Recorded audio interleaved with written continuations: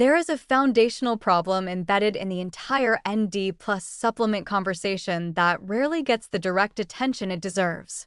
Millions of people are taking niacin, NR, or NMN with the explicit goal of raising their cellular NAD plus levels, and the vast majority of them have absolutely no idea whether it's working. They have no baseline measurement, no follow-up measurement, and no objective way to distinguish a genuine biochemical response from the subjective experience of feeling like the supplement should be doing something. In almost any other medical context, treating a biological target without measuring that target would be considered inadequate care.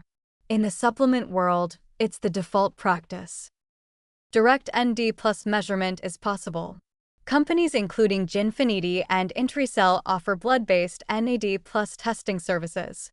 The tests measure NAD plus concentrations in whole blood or specific blood cell fractions and provide numerical results that can be tracked over time.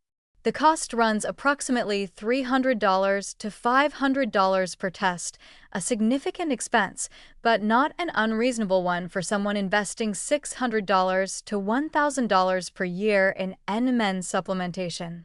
The value proposition of testing becomes particularly compelling when you consider that the alternative is assuming a compound is working based on marketing materials and anecdotal reports from people with identical incentives to believe it's working. The practical barriers to widespread NAD plus testing are real. Many primary care physicians are unfamiliar with the tests, they're not covered by insurance, and the clinical reference ranges are still being established, making result interpretation uncertain. These are legitimate limitations. They don't eliminate the value of testing, they simply mean that results need to be interpreted with appropriate caution and ideally in consultation with a practitioner familiar with the emerging literature. A before and after measurement, even with imperfect reference ranges, provides personalized data that no population study can replicate for a specific individual. For those unwilling or unable to access direct ND plus testing, proxy biomarkers offer partial information. Biological age assessments using epigenetic clocks, DNA methylation patterns that correlate with aging pace, have become commercially available through services that provide them as part of broader health panels. If ND plus supplementation is genuinely slowing biological aging through the mechanisms proposed, these clocks should reflect that over time with serial measurements. ATP production assessments and mitochondrial function tests represent another indirect window into NAD+, dependent cellular energy processes. These are imperfect proxies, but they're measurable, and measurement, even imperfect measurement, is superior to assumption. Subjective tracking shouldn't be dismissed entirely, provided it's done systematically.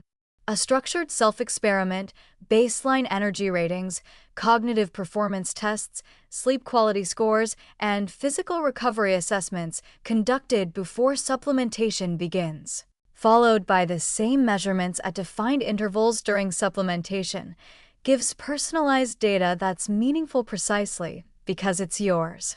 A standardized washout period after stopping supplementation, followed by reassessment, helps separate genuine effects from placebo response or seasonal variation. This approach requires discipline and honest self-observation, but it produces more actionable information than simply continuing to take an expensive supplement indefinitely and assuming it must be helping.